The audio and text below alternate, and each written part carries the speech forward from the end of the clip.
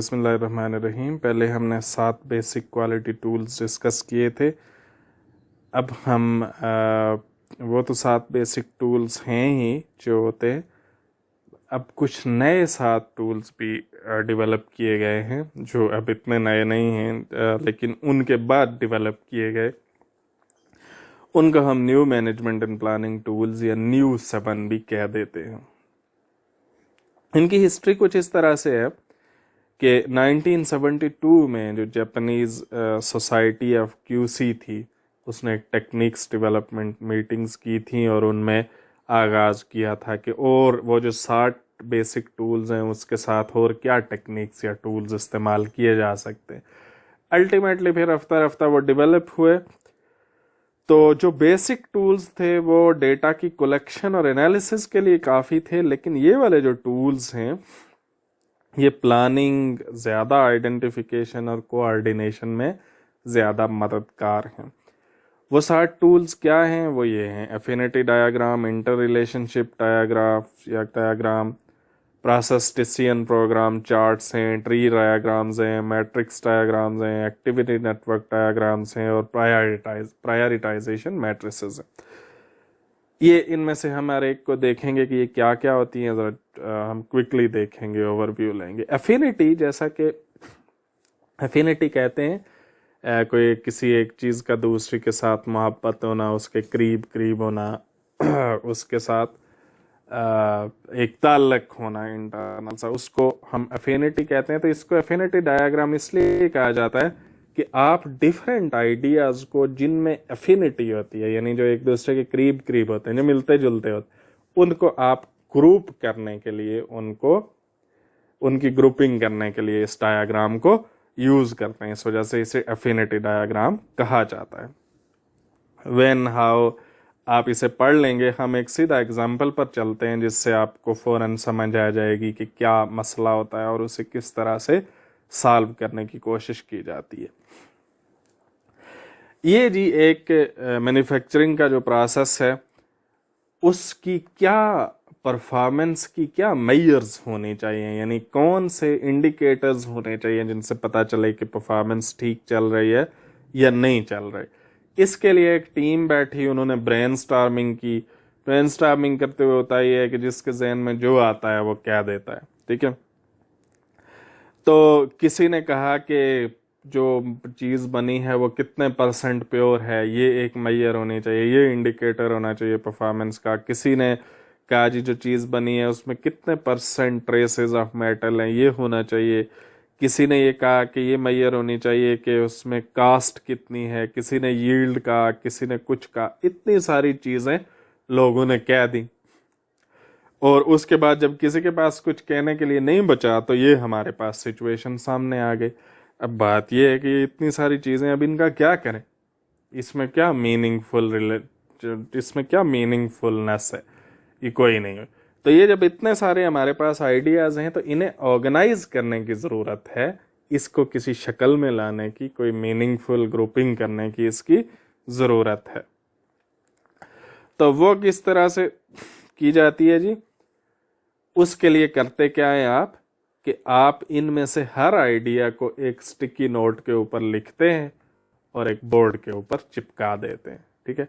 फिर उसके बाद पहला मरहला शुरू होता है कि एक बंदा जाता है, एक टीम मेंबर, और वो देखता है कि इनमें से कौन सी चीज़ें एक दूसरे से मिलती जुलती या एक दूसरे से रिलेटेड नज़र आ रही हैं। वो उनको पकड़ के एक साइड पे इकट्ठे उनके ग्रुप्स बनाना शुरू कर देता है। फिर दूसरा आता है, वो देखता है उसे वो ग्रुप्स ठीक लगें तो सही है, नहीं तो वो चेंज कर देता है। फिर तीसरा, फिर चौथा, फिर पांचवा। फिर जब सब कर लेते हैं तो उसके बाद अब 2 आपके पास ऑप्शन है। अगर आपके पास बहुत टाइम है तो आप उसे वहीं पे छोड़ देते हैं, ठीक है, और आप लोगों को कहते हैं कि अब ये यहाँ रखे हुए हैं, ये इनके ग्रुप्स बन गए, आते जाते रोज़ाना हर आदमी देखे और उसे कोई नया आइडिया आए, नई चीज़ नज़र आए, नई ग्रुपिंग समझ आए तो वो वैसे कर दे। अच्छा, इस तरह फिर लोग शुरू हो जाते हैं, कोई एक दिन कुछ चेंज कर देता है, कोई दूसरे दिन चेंज कर देता है। फिर जब उसमें चेंजेस होनी बंद हो जाती हैं तो फिर समझा जाता है कि अब ये ग्रुप्स फाइनल हो गए। अगर आपके पास इतना वक्त नहीं है तो आप ये कर सकते हैं कि आप उसी वक्त जब एक दफ़ा सारे के सारे ग्रुप्स बना लें तो फिर उसके बाद डिस्कशन कर लें कि ये क्यों है, ये इधर क्यों डाला है, ये इधर क्यों नहीं डाला, आपके ख्याल में कैसे, आपके ख्याल में कैसे, और आप एक कंसेंसस डेवलप करके वो ग्रुप्स फाइनल कर लें। तो ये होता है जी, वो जो जितने भी आपके आइडियाज़ थे वो आपने स्टिकी नोट्स के ऊपर लिखे हुए थे, फिर लोगों ने उनके ग्रुप्स बनाने शुरू किए, हर आदमी एक के बाद दूसरा देखता गया, फिर दूसरे के बाद तीसरे ने देखा, फिर जब सारे देख चुके तो पहले वाले ने दोबारा देखा। जब यानी सारी की सारी ग्रुपिंग इस तरह से हो जाती है कि किसी को उस पर कोई एतराज़ नहीं रहता तो फिर उसकी समझ आ जाती है, उसको फाइनल समझा जाता है। फिर उसके बाद आप हर ग्रुप को एक नाम दे देते हैं कि ये ग्रुप क्या है, ये ग्रुप क्या है। तो ये वाला जो था इस पे गौर करके तो इसका दिखाया गया कि ये बेसिकली प्रोडक्ट की क्वालिटी की सारी इंडिकेटर्स हैं, ये मेंटेनेंस के इंडिकेटर्स हैं, ये मैन्युफैक्चरिंग के इंडिकेटर्स हैं, ये इंडिकेटर्स जो हैं वो सेफ्टी के हैं, और ये वॉल्यूम के हैं। ठीक है, तो अब देखें कि यहाँ से जहाँ से एक तरफ वो जो सारे के सारे कियाटिक आइडियाज़ थे और अब ये एक ग्रुप की शक्ल में ग्रुप्स बन गए हैं, एक मीनिंगफुल ग्रुप्स बन गए हैं, तो ये अफिनिटी डायग्राम से हुआ है। ठीक है जी। अच्छा, एफिनिटी डायग्राम के बाद जो दूसरी टेक्निक है वो इंटर रिलेशनशिप या रिलेशन डायग्राम या रिलेशनशिप डायग्राम, आप इसे कुछ भी कह लें। ये क्या करती है कि ये जो आइडियाज हैं जिस तरह से आपने एफिनिटी डायग्राम में बनाए, इनके दरमियान रिलेशनशिप एस्टेब्लिश करने की कोशिश करती है। ठीक है, और इसका एक इजाफी फायदा ये होता है कि बाज़ औक़ात ये कॉजेज आइडेंटिफाई करने के लिए भी इस्तेमाल की जाती है। हम एग्जाम्पल देखेंगे तो आपको समझ आ जाएगी।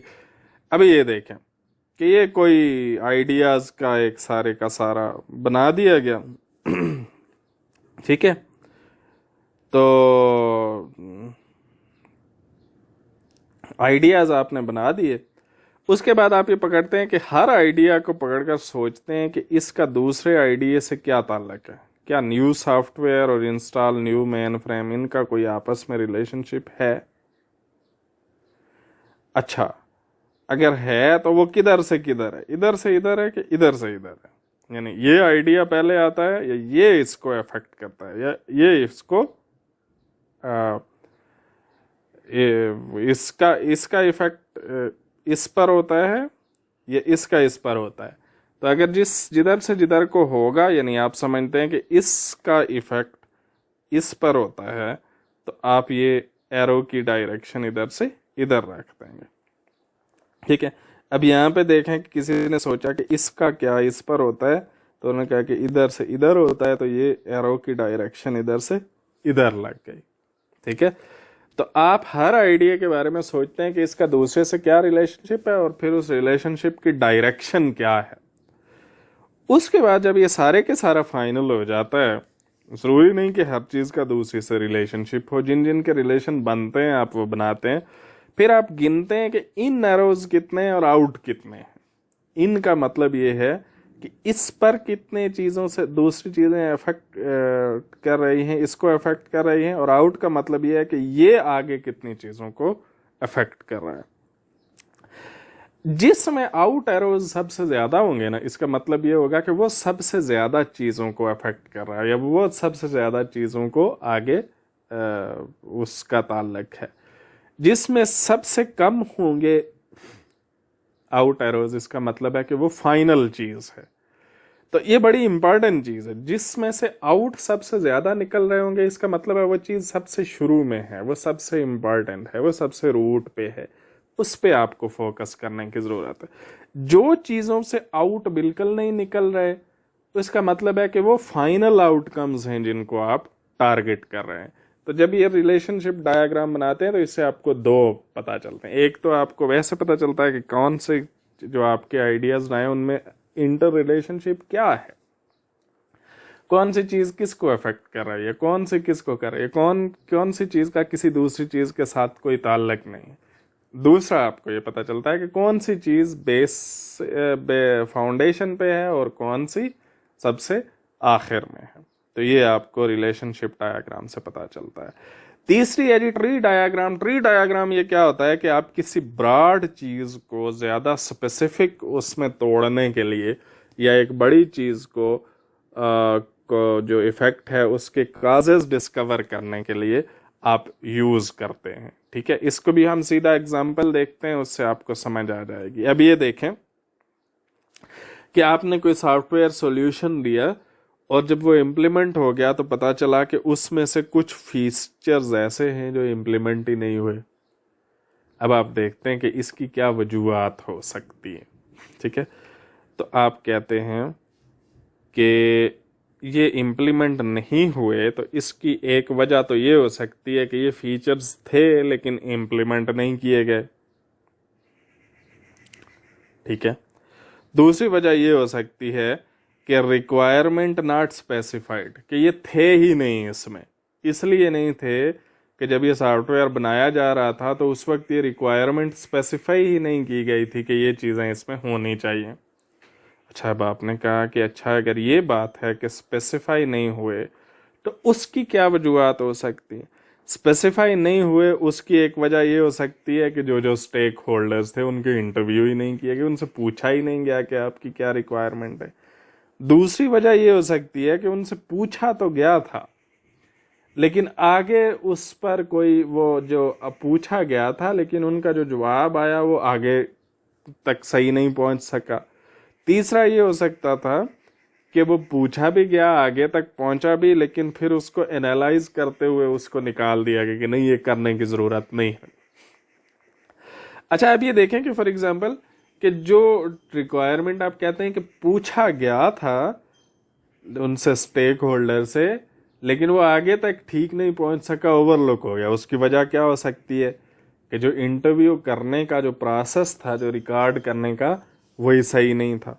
ठीक है, और दूसरा क्या था की वजह हो सकती है कि वो तो ठीक था लेकिन जो जब उसको इंटरव्यू को रिव्यू करने वाले कर रहे थे तो वो ठीक तरह से पूरे इंटरव्यू सुन ही नहीं रहे थे, रिव्यू ठीक नहीं थे कर। अब ये देखें आप क्या कर रहे हैं कि आप एक चीज के कॉजेज, फिर उसके कॉजेज, फिर उसके कॉजेज आइडेंटिफाई कर रहे हैं। ये एक ट्री मान रहे हैं। ट्री क्यों कहते हैं, ये देखें शुरू में ट्रंक है, आगे ब्रांचेस बनती जा रही। ठीक है, ये एक कॉजेज की शक्ल में होता है और दूसरा आप इसको यूं भी बना सकते हैं कि अच्छा मैंने ये बड़ा गोल अचीव करना है तो उसके लिए मुझे ये 1 2 3 चीजें करनी पड़ेंगी, फिर उनको करने के लिए मुझे ये 1 2 3 चीजें करनी पड़ेंगी। इसकी एक मिसाल इनडायरेक्टली अगले जो टूल है उसमें भी आ रही है, हम उसे देख लेते हैं। ये है जी प्रोसेस डिसीजन प्रोग्राम चार्ट। ये क्या होता है, ये भी आपने जो कुछ लिखा हुआ है वो आप पढ़ लेंगे। अब हम सीधा एग्जाम्पल पे चलते हैं और उससे मैं एक्सप्लेन करता हूं जिससे आप आगे समझ जाएंगे। इसमें ये क्या करते हैं कि पहले एक ट्री डायग्राम बनाई जाती है। ठीक है, ये है मिसाल के तौर पर आपने एक सक्सेसफुल कॉन्फ्रेंस करवानी है तो उसमें क्या होगा, कॉन्फ्रेंस में रजिस्ट्रेशन होगी, प्रेजेंटेशन होगी, फैसिलिटीज होगी। ठीक है, अब इसमें से हर एक में देखें कि आप क्या मसाइल हो सकते हैं। प्रेजेंटेशन से रिलेटेड मसाइल ये हो सकते हैं कि स्पीकर लेट आए। दूसरा मसला ये हो सकता है कि ऑडियो फेल हो जाए। ठीक है, तीसरा मसला ये होता है कि प्रेजेंटेशन देने वाला बहुत ही लंबी प्रेजेंटेशन देना शुरू कर दे। अब ये देखें, इनमें से कोई भी मसला होगा ना वो अल्टीमेटली इस पर और अल्टीमेटली इस पर असरअंदाज होगा। यानी अगर ऑडियो फेल हो गई है तो फिर ये जो फाइनल कॉन्फ्रेंस सक्सेसफुली तो ना हुई, या एक बार 2 4 बंदे आके बहुत ही लंबी प्रेजेंटेशन दे जाते हैं तो फिर भी कॉन्फ्रेंस तो सक्सेसफुल नहीं होगी, कुछ लोगों को टाइम ही नहीं मिलेगा। ठीक है, तो एक क्या करते हैं कि इस स्टेज पर आप मसले आइडेंटिफाई करते हैं, दूसरा उसके आप सॉल्यूशंस आइडेंटिफाई करते हैं। ठीक है, कि स्पीकर अगर लेट हो जाएं तो आप क्या करें, आप एक सब्स्टिट्यूट भी रखें, एक ही पर रिलाई करके ना बैठें। ऑडियो फेल हो जाती है तो हैव बैकअप। ठीक है, अगर जो ही उसके स्पीकर पर अगर खराब हो जाएं तो यूज AV पर्सन। ठीक है। तो यानी ऑडियो फेल हो जाए तो उसका एक तरीका ये है कि इस मसले से, अगर ये अभी देखें ये मसला हुआ नहीं है, आप आइडेंटिफाई कर रहे हैं कि इस काम में ये मसले हो सकते हैं, और फिर उसी में आप आइडेंटिफाई कर रहे हैं कि इन मसलों से बचने के क्या तरीके हैं, तो ये आपका क्या होता है जी, ये आपका एक टूल है जिसको आप ये इसको आप क्या कहते हैं जी, PDPC कहते हैं, program process decision program chart. और इसकी यही डिस्क्रिप्शन है कि आप पहले एक ट्री डायग्राम बनाते हैं, आप आइडेंटिफाई करते हैं कि कौन से मसले आ सकते हैं, और फिर उन मसलों के जो सॉल्यूशंस होते हैं उनको भी आप आइडेंटिफाई करते हैं। ठीक है जी। अगला है जी मैट्रिक्स डायग्राम। मैट्रिक्स डायग्राम इस चीज़ों के दरमियान मुख्तलिफ चीज़ों के दरमियान रिलेशनशिप दिखाने के लिए इस्तेमाल होती है। अब आप देखेंगे वो रिलेशनशिप डायग्राम क्या है। रिलेशनशिप डायग्राम आइडियाज़ के दरमियान रिलेशनशिप दिखाती है। मैट्रिक्स डायग्राम डिफरेंट रिक्वायरमेंट के दरमियान, डिफरेंट जो स्पेसिफिकेशंस के दरमियान, डिफरेंट लोगों के दरमियान रिलेशनशिप दिखाने के लिए इस्तेमाल होती है। इसकी कई शेप्स हैं, LT, Y, X, C वगैरह वगैरह। सीधा सीधा उनकी मिसाल पर आते हैं और समझने की कोशिश करते हैं कि क्या होता है। एल शेप्ड मैट्रिक्स है, ये देखें एल शेप्ड इसको क्यों कह देते हैं, ये जो आपका हाईलाइटेड एरिया इसे देखें, ये और ये आपके पास कुछ पैरामीटर्स हैं, purity, trace metal, water, viscosity, colour, drum, truck और रेल कार, कस्टमर DM, मुख्तलिफ कस्टमर। अब देखते हैं कि जो कस्टमर M है उसको प्योरिटी कितनी चाहिए, सॉरी कस्टमर D, उसके मेटल ट्रेस कितने चाहिए, <5। उसको वाटर कितना चाहिए इस प्रोडक्ट में, इतना। इसको कितना चाहिए, इसको ये कितना चाहिए। फिर दूसरे वाले कस्टमर को ये देखें, इनकी रिक्वायरमेंट में डिफरेंसेस भी हैं। यानी ये वाला जो था, ये अगर कहता है कि <10 ppm पानी होगा तो मैं कबूल कर लूँगा, ये कहता है नहीं <5 होना चाहिए। ठीक है, इसकी कोई रिक्वायरमेंट ही नहीं है। तो ये आप एक चीज़ बना रहे हैं और आप डिफरेंट आपके कस्टमर हैं, आप उन सब की रिक्वायरमेंट को एक साथ टेबुलेट कर रहे हैं। तो ये आपका क्या हो गया, मैट्रिक्स बन गया एक। ठीक है, कि आपने एक तरफ ये चीज़ें हैं, उनको आप इन चीज़ों के साथ रिलेशनशिप दिखा रहे हैं। अच्छा, इसमें यह भी हो सकता है कि आप कोई दो चीज़ें लिखकर सिर्फ उनके दरमियान रिलेशनशिप को ये कोई नंबर लिखने के बाद दिखा दें कि इस चीज़ का और इस चीज़ का रिलेशनशिप स्ट्रांग है, लो है, कोई रिलेशनशिप नहीं है, आप ये भी दिखा सकते हैं। तो ये बेसिकली क्या बन रहा है, एक मैट्रिक्स बन रहा है, इसकी शक्ल L शेप्ड बन रही है। ओके जी। अच्छा, दूसरा T shaped matrix. T shape इसे क्यों कहते हैं कि ये दरमियान में आप ये चीजें लिखते हैं और इधर ये चीजें लिखते हैं। ठीक है, आप क्या कर रहे हैं कि मॉडल A क्या है जी, प्रोडक्ट, कस्टमर, मैन्युफैक्चरिंग लोकेशन। ठीक है जी, ये जो है ये क्या है, स्मॉल वॉल्यूम में अगर वाइट होगा सर्कल और ब्लैक वॉल्यूम अगर लार्ज, ब्लैक सर्कल होगा तो इसका मतलब होगा लार्ज वाला। अब देख रहे हैं, हम कह रहे हैं कि मॉडल को हम दो तरफ दिखाना चाह रहे हैं कि मॉडल जो है हमारा मॉडल A वो बनता किन किन लोकेशंस पर है और फिर इसका खरीदार कौन कौन है। ठीक है, इसी तरह हमारा मॉडल B जो है वो कहाँ पे बनता है और उसका खरीदार कौन कौन है। ये देखें, हम कहते हैं कि जो हमारा मॉडल A है उसकी ज़्यादातर क्वांटिटी टेक्सास वाले प्लांट पर हो रही है और ये ज़्यादा तादाद में टाइमिंग खरीद रही है, ये कस्टमर खरीद रहा है, जबकि इसकी थोड़ी तादाद जो है वो अलाबामा प्लांट पे बन रही है और इसकी ये वाला कस्टमर थोड़ी सी तादाद में खरीद रहा है।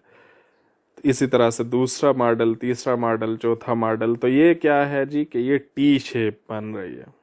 ठीक है, ये देखें, इसको अगर आप यूं देखेंगे तो ये T शेप बन रहा है। यानी आप एक चीज को ए को पी के साथ भी कंपेयर कर रहे हैं और ए को सी के साथ भी कंपेयर कर रहे हैं। ठीक है जी। तो ये एक दूसरा T shaped matrix. Y shaped matrix ये एक ज्यादा मुश्किल चीज है, ये आमतौर पर नहीं यूज होते वाई और सी। इसमें क्या करते हैं जी, देखें प्रोडक्ट मसलन इधर क्या है जी, प्रोडक्शन कैपेसिटी, ठीक है जी, secondary relationship, minor relationship, primary ये प्रोडक्शन कैपेसिटी है। इधर क्या है जो डिपार्टमेंट इन्वॉल्व, ये क्या है जी इंटरनल प्रोसेस के मैट्रिक्स, ये कस्टमर की रिक्वायरमेंट, ये डिपार्टमेंट। ये तीन चीजों को आप एक वक्त एक दूसरे के साथ रिलेशनशिप दिखा रहे हैं। तो मैं ये देखें इधर क्या कर रहा हूँ, प्रोडक्शन कैपेसिटी का रिलेशनशिप इधर डिपार्टमेंट के साथ दिखा रहा हूँ, इधर मैं कस्टमर की रिक्वायरमेंट के साथ दिखा रहा हूँ। ठीक है।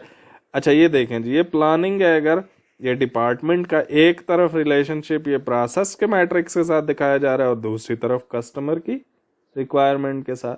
कस्टमर की रिक्वायरमेंट को अगर देखें तो एक तरफ हम इसका प्रोसेस जो रिलेशनशिप है इधर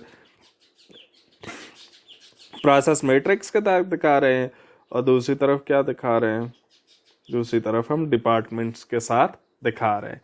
तो ये इस तरह की सिचुएशन जिसमें हर चीज दूसरी के साथ आप रिलेशनशिप दिखा रहे हैं, तो ये फिर क्या बन जाता है, एक वाई शेप्ड मैट्रिक्स बन जाता है। ठीक है। फिर सी शेप्ड है, ये चूंकि 3 डायमेंशनल होता है, ये सबसे कम यूज होता है, तो इसमें आप देख सकते हैं कि ये एक 3 डायमेंशनली दिखाया जाता है। ये आमतौर पर आप नहीं यूज करेंगे, आप कर भी नहीं सकते। और फिर एक्स शेप्ड है, एक्स शेप्ड क्या है जी, यूं देख लें, इसमें क्या कर रहे हैं आप कि manufacturing site, product, customer, freight line, ये आप सारी चीजें भाई एक वक्त दिखा रहे हैं। ठीक है। ये इधर मॉडल्स हैं, इधर आपके प्लांट्स हैं, इधर आपके कस्टमर हैं, इधर आपका क्या है जी, फ्रेट लाइन है। तो आप इन सारी चीजों का एक दूसरे के साथ रिलेशनशिप दिखा रहे हैं। तो ये एक्स शेप्ड, एक एक्स शेप्ड क्यों, ये और ये एक्स बन रहा है। ठीक है जी। ओके जी। तो ये मैट्रिक्स है। उसके बाद एक चीज है जी, प्रायोरिटाइजेशन मैट्रिक्स बनता है जी। प्रायोरिटाइजेशन मैट्रिक्स भी एक मैट्रिक्स होता है बेसिकली, जो प्रायोरिटीज तय करने के लिए इस्तेमाल किया जाता है। ये भी हम सीधा मिसाल पे चलते हैं और उससे आपको समझ आ जाएगी। ठीक है। फर्ज कर लें कि हमारे पास ये एग्जाम्पल पे आए। ठीक है। आपके पास क्राइटेरिया क्या हैं किसी चीज को, वेंडर्स को इवेल्युएट करने के। ठीक है। वेंडर वो आदमी होता है जो आपको कोई चीज प्रोवाइड कर रहा है, यानी आप जिससे कोई चीज खरीद रहे हैं। आप उसको इवेल्युएट करने के लिए क्या क्राइटेरिया यूज करते हैं, ये क्राइटेरिया है, low purchase price, anticipate future needs, easy transition, after sale support. यानी ये 4 क्राइटेरिया हैं जिस पर आप वेंडर को इवेल्युएट कर रहे हैं। ठीक है जी। आप पहले इन सब क्राइटेरिया को एक दूसरे से कंपेयर करते हैं। ठीक है, कि इन क्राइटेरिया में सबसे इंपॉर्टेंट कौन सा है। तो आप क्या करते हैं कि ये देखें, इधर भी लिखते हैं, इधर भी यही चीजें लिखते हैं। अब आप करते जाते हैं कि अच्छा लो प्राइस और एंटिसिपेट फ्यूचर में से ज्यादा इंपॉर्टेंट क्या है। ठीक है।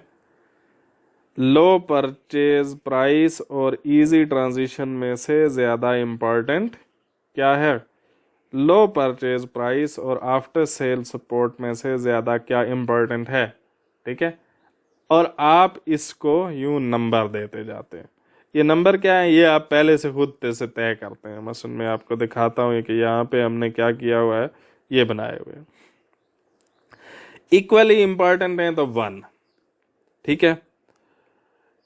ये अगर सिग्निफिकेंटली मोर इंपॉर्टेंट है तो 5, एक्सट्रीमली इंपॉर्टेंट है तो 10, सिग्निफिकेंटली लेस इंपॉर्टेंट है तो 1/5, एक्सट्रीमली अनइम्पॉर्टेंट लेस इंपॉर्टेंट है तो 1/10। ठीक है। इक्वल है तो 1, ज्यादा इंपॉर्टेंट है तो 5, और सब बहुत ज्यादा इंपॉर्टेंट है तो 10। ठीक है, अच्छा अब ये देखें, लेकिन ये किसका, आप इसको देखते हैं, आप इसके मुताबिक लिखते हैं। ठीक है, यानी मैंने कहा कि जी अच्छा ये जो लो परचेज प्राइस है ये एंटिसिपेशन ऑफ फ्यूचर के मुकाबले में बहुत कम इंपॉर्टेंट है, तो मैंने 1/10 लिख दिया इसको यहाँ पे। अच्छा, जब यूं आप 1/10 लिखते हैं तो इसके फिर एक बिल्कुल अपोजिट वैल्यू इसमें आप वहां दाखिल करते हैं जहां पर ये दोबारा एक दूसरे के साथ इनका इंटरसेक्शन हो रहा है। मसलन मैं दिखाता हूँ, ये देखें यहाँ पे क्या लो परचेज प्राइस और एंटिसिपेट फ्यूचर नीड है ना, यही चीज लो परचेज प्राइस और एंटिसिपेट फ्यूचर नीड यहाँ पे भी हो रहा है। अगर यहाँ पे आपने 1/10 डाला है तो यहाँ पे 10 डालेंगे। ठीक है, उसी वक्त डालना है। अच्छा ये क्या है जी 5, यानी लो परचेज प्राइस इजी ट्रांजिशन के मुकाबले में काफी ज्यादा इंपॉर्टेंट है, तो आपने 5 डाल दिया। अब जब यहाँ पे 5 डाला तो इसी चीज की जो दूसरी जगह है वहां पे आप 1/5 डालेंगे। ठीक है, यहाँ पे देखें लो परचेज प्राइस इजी ट्रांजिशन 1/5, ये आपने एक दफा कर लिया।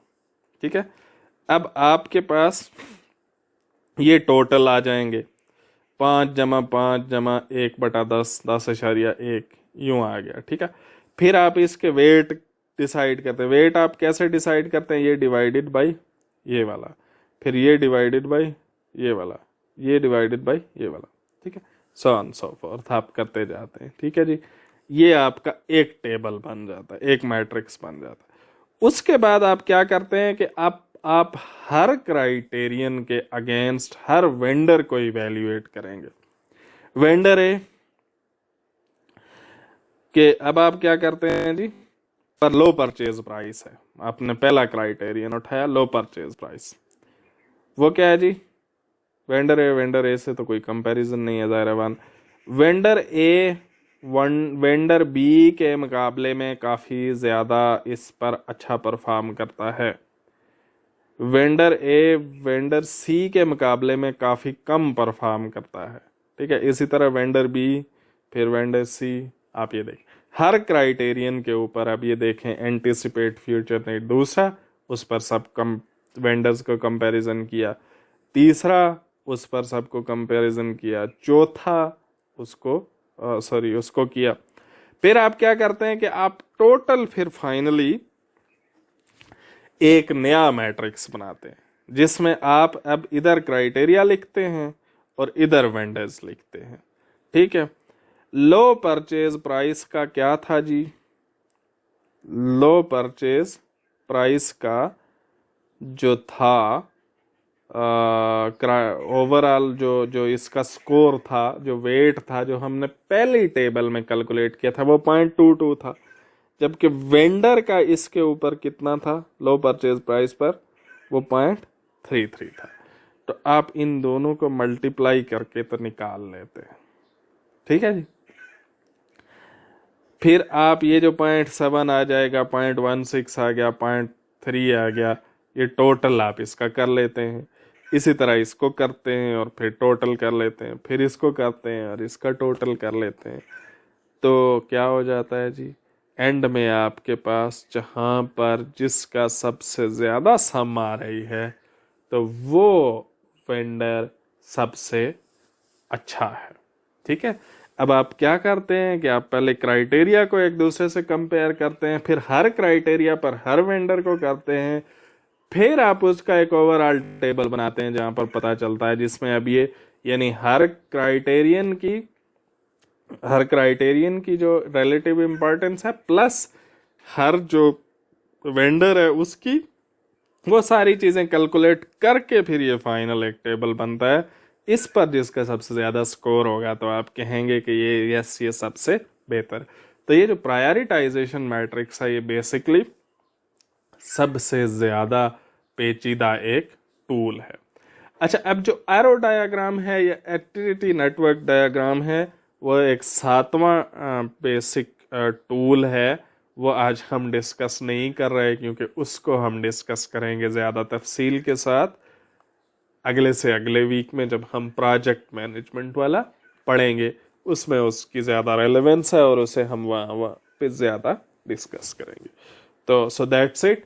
अच्छा, जो बेसिक टूल्स थे उनकी एक केस स्टडी आपको डिस्क्रिप्शन बॉक्स में लिखी हुई मिल जाएगी, आप वो डाउनलोड करेंगे और उसको भी आप पढ़ेंगे। उसके हवाले से एक असाइनमेंट भी आपको मिलेगी which will be communicated to you through your CR।